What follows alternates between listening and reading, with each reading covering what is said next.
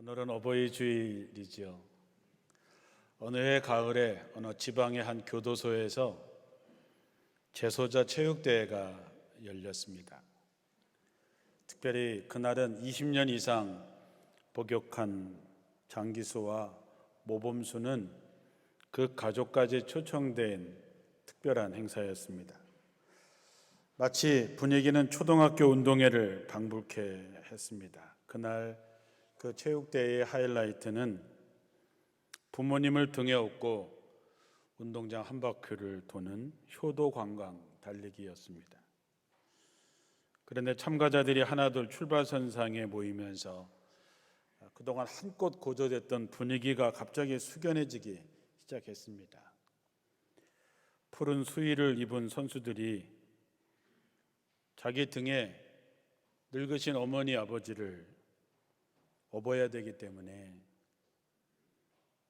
그 분위기가 어떻게 됐을까요? 마지막에 출발 신호가 떨어지고 온 힘을 다해서 어머니 아버지를 업고 달려야 되는데 아무도 달리는 주자가 없었습니다. 아들의 눈물을 훔쳐주느냐고 자신의 눈물을 닦지 못하는 어머니의 모습, 그리고 쓸쓸한 등을 참아 올라 업지 못하는 아버지의 모습. 교도소의 운동장은 이내 울음바다로 변해버렸습니다. 서로 1등으로 빨리 달리려고 하는 사람이 한 사람도 없었습니다. 그들이 원한 것은 1등이 아니라 조금이라도 더 어머니 아버지를 업고 조금이라도 더 천천히 가고 싶은 아주 이상한 경기가 있었던 것이죠. 아버지는 피를 주시고 어머니는 살을 주셨습니다. 또 그 피와 살을 우리들의 자녀들에게 나누어 주었습니다. 그것이 가족인 것이지요. 한 교도소의 이야기를 들으면서 우리는 부모님께 정말 죄인이 아닌가, 그들이 베풀어 주신 그 은혜와 그 사랑을 만분의 1도 갚지 못하고 이제 은혜를 갚으려고 하니까 부모님들은 너무 노쇠해지시고 부모님들은 계시지 않는 것을 보게 됩니다. 우리 중에 어머니 아버지 없이 태어난 사람은 단 한 사람도 없습니다. 물론 유복자로 태어나셨거나 또는 부모님이 너무 일찍 돌아가셔서 아버지 어머니의 얼굴을 기억하지 못하는 사람들이 있을지 모르겠지만 우리 모두는 아버지 어머니가 계셨기 때문에 여기 있는 것이지요. 우리들의 부모님은 격동의 세월에 태어나셨고 전쟁을 겪으시고 자녀를 키워오신 여러분의 어머니 아버지는 어떤 분이셨을까 생각해 봅니다. 그분들이 안 계셨다면 우리는 여기에 없는 것이겠지요. 우리가 태어나서 말을 배울 때에 제일 먼저 하는 말은 엄마입니다. 내가 모든 나라의 말을 다 아는 것은 아니지만 여러 나라의 말에서 엄마라고 하는 단어는 늘 부드럽습니다. 그래서 아마 세계 모든 아이들이 태어나서 제일 먼저 부르는 말은 엄마일 것입니다. 엄마가 아이를 쳐다보는 그 눈, 아이가 태어나서 제일 처음 쳐다보는 얼굴은 엄마의 얼굴이지요. 그래서 엄마보다 위대한 스승은 없다는 말도 있고 언제나 생각해도 눈물 나는 이름은 어머니, 아버지입니다. 일제강점기에 이홍렬이라고 하는 한 젊은 사람이 남다른 음악적인 재능을 가지고 있었습니다. 그래서 그는 재능 있는 음악 공부를 하기 위해서 일본으로 유학을 떠나서 공부를 하고 작곡을 공부하게 됩니다. 그런데 어느 날 피아노가 없으면 음악 공부를 할 수 없다는 것을 이 청년이 알게 됩니다. 그래서 어머니께 편지를 씁니다. 어머니, 피아노가 없어서 더 이상 음악 공부를 할 수 없게 되었습니다. 이제 소자는 음악을 접고 이젠 귀국해서 어머니를 모시려고 합니다. 이렇게 편지를 썼습니다. 한편 어머니는 남편을 여의고 혼자서 유학 간 아들을 뒷바라질 하느냐고 가진 것은 없지만 최선을 다해서 살아오셨는데 그 편지를 받고 그 어머니는 다음 날 새벽서부터 땅거미가 질 때까지 동네 근처에서부터 멀리 있는 산이라고 하는 산은 모조리 뒤져서 끊임없이 솔방울을 긁어 모았습니다. 당시에 불쏘시개로 화력이 좋은 솔방울이 인기가 있었기 때문에 그 솔방울을 팔아서 거금 400원을 마련을 합니다.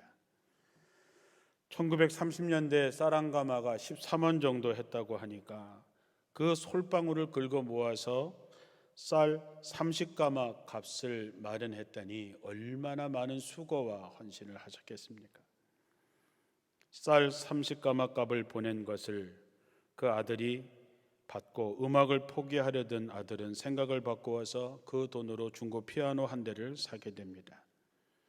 그 청년이, 이흥렬이라고 하는 청년이 제일 처음 작곡한 노래가 어떤 노래냐 하면 어머니의 마음입니다.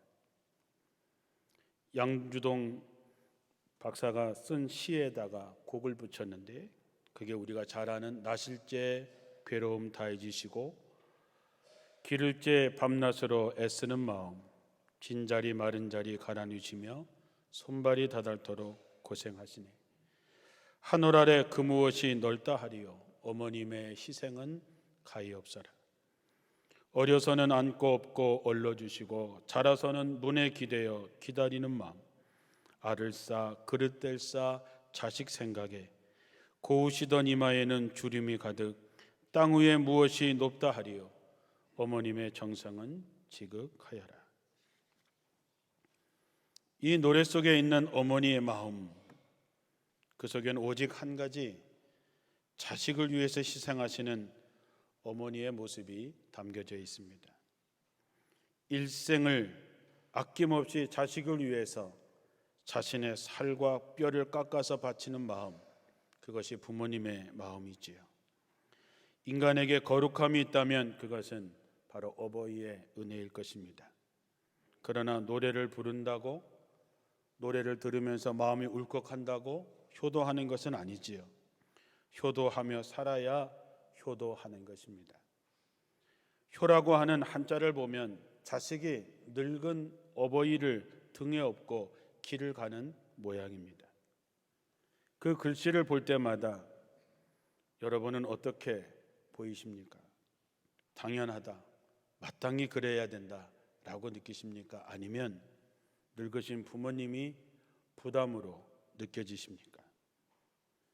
신명기 5장 16절에 너는 내 하나님 여호와께서 명령한 대로 내 부모를 공경하라. 그리하면 내 하나님 여호와가 내게 준 땅에서 내 생명이 길고 복을 누리리라. 우리가 복을 얻기 위해서, 생명이 길기 위해서 부모님께 효도하는 것이 아니라 부모님께 효도하고 부모님께 공경하는 사람에게 하나님께서 그런 복을 주시겠다고 말씀하신 거지요. 그러면 효도한다고 하는 것, 공경한다고 하는 말이 뭘까요? 그것은 첫째, 알아들이는 것입니다. 알아들인다고 하는 말을 쉽게 얘기하면 인정해 드리는 것이지요. 우리가 세상 살면서 가장 힘든 게 뭘까요? 내 수고와 애씀을 알아주지 않는 것, 인정받지 못할 때 그것만큼 마음에 상처되는 것이 없습니다. 그거는 부모 자식 간의 관계뿐만 아니라 부부 관계도 마찬가지고 세상의 모든 관계 속에서 인정받지 못하면, 누군가 나를 알아주지 않으면 그것만큼 어려운 것이 없지요. 부모는 우리가 선택할 수 있는 것이 아닙니다. 하나님께서 우리를 위해서 세우신 분입니다. 자식도 마찬가지로 내 소유가 아니라 하나님께서 내게 맡겨준 선물이지요. 그렇다면 부모님도 하나님께서 우리에게 보내주신 선물입니다. 부모님은 우리의 고향입니다. 우리 자신이지요. 그분들이 없었다면 그저 잘난 척하고 사는 우리도 세상에 없는 것입니다. 그러므로 여러분, 부모를 남과 비교해서는 안 됩니다. 왜 우리 부모는 부자가 아니었을까? 왜 우리들의 부모는 그러지 않았을까? 왜 이렇게 됐을까? 나는 왜 이런 부모 밑에서 태어났을까? 우리가 한때 젊었을 때는 그런 생각 많이 하셨지요.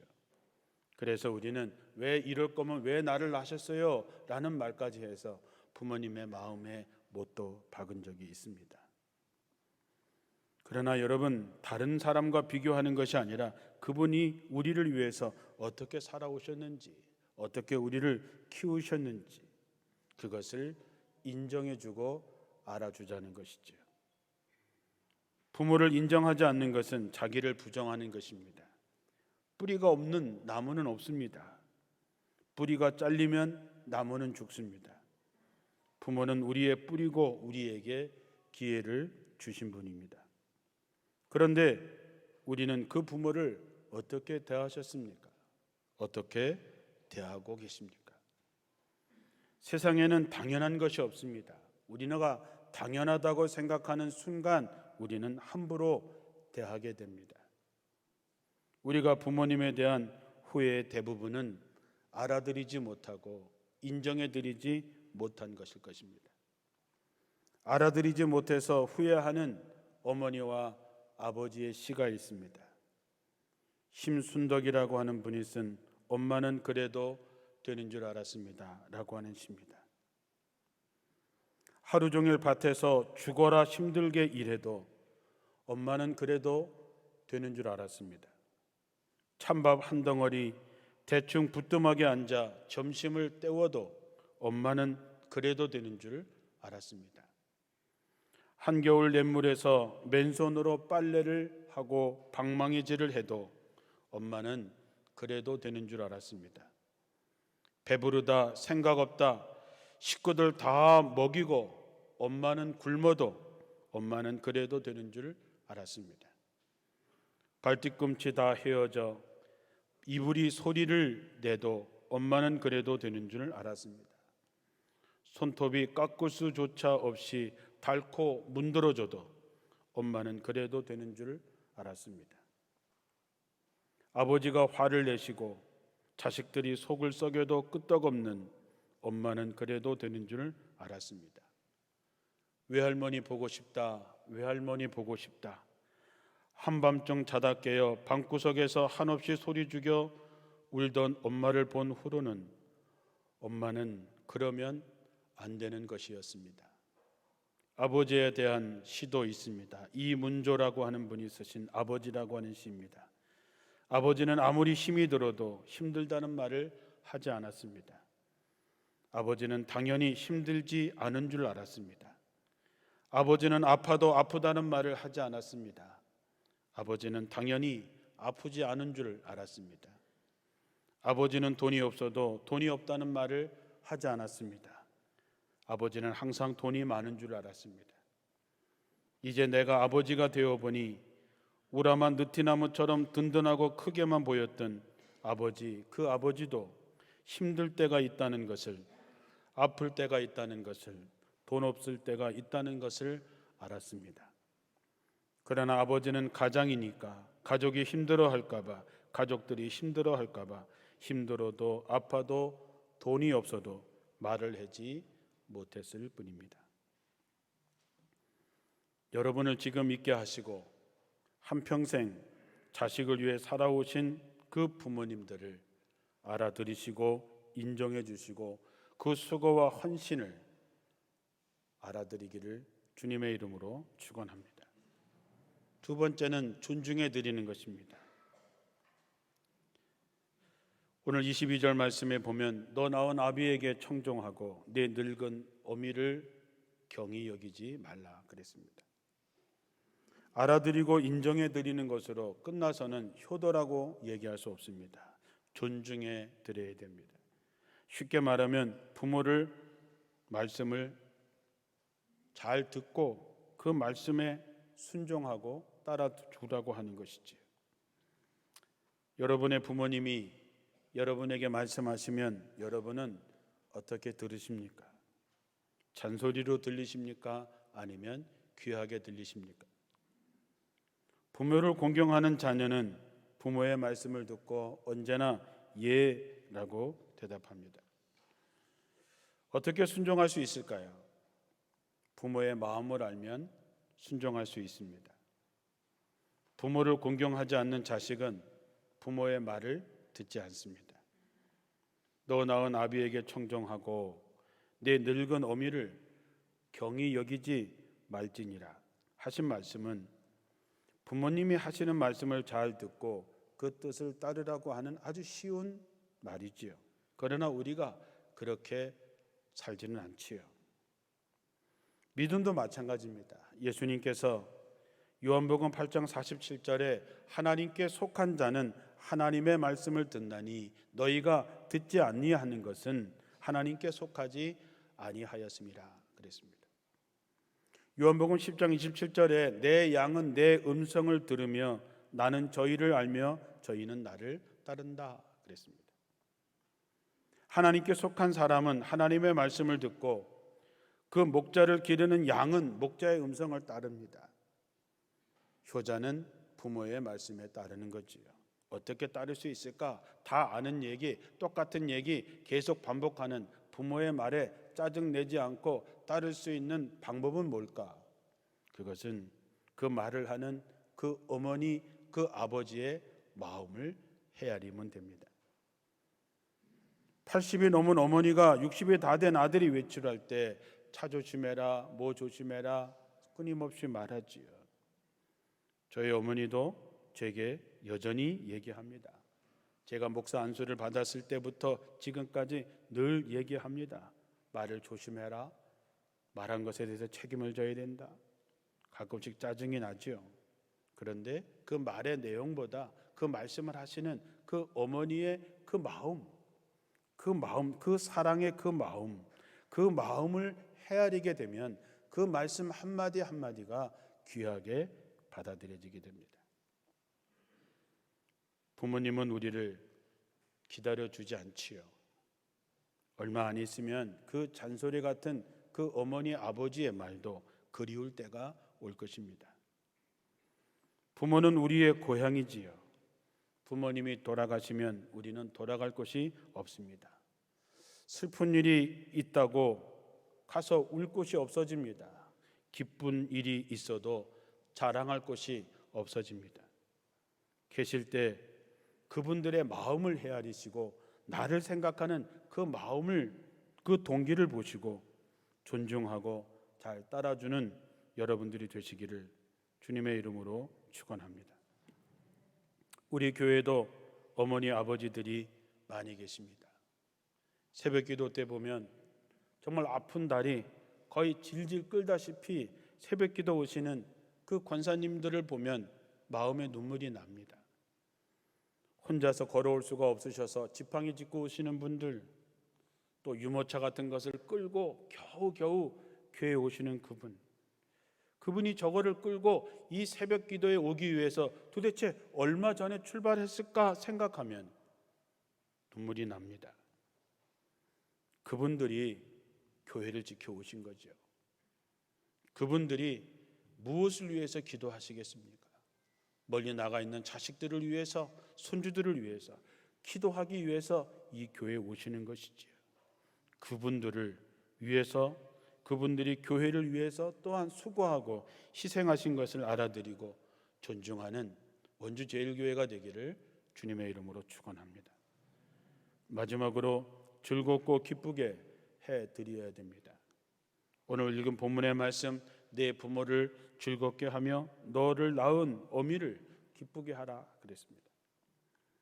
신방을 가보면 잘 사시든지 못 사시든지 권사님들, 늙으신 부모님들에게 보이는 것은 딱 두 가지만 보입니다. 하나는 외로움이고 하나는 그리움입니다. 어쩌면 여러분들의 삶이 다 그러시죠. 먹고 사는 거 이 정도 뭐 굶지 않고 남이 볼 때는 뭐 대단한 것 같지만 늙으신 부모님들의 생각은 딱 두 가지입니다. 외롭고 그리워하는 것이지요. 박범신이라고 하는 우리나라의 유명한 작가가 있는데 그가 히말라야에 가서 그 히말라야 높은 산에 무거운 짐을 지고 힘겹게 가는 노새를 보면서 자기 어머니를 생각하며 울었다 그랬습니다. 어머니는 평생 짐을 지고 고달프게 살았습니다. 그래서 그 노새를 보면서 엄마 생각이 나서 울었다는 것이지요. 그런데 우는 것으로, 속상한 것으로 끝나서는 안 됩니다. 돌아가셨다면 어쩔 수 없지만 아직 살아계시다면 지금밖에 기회가 없습니다. 불러드리고 안아드리십시오. 과연 우리가 몇 번이나 할 수 있을까? 다시 말씀드리지만 부모님은 우리를 기다려 주시지 않습니다. 우리가 어머니 아버지를 어떻게 하면 기쁘시게 할 수 있을까 고민하고 그것을 해드리면 되지요. 제가 여러 번 여러분에게 말씀을 드렸지만 부르지 않는 노래는 노래가 아니고 표현되지 않는 사랑은 사랑이 아닙니다.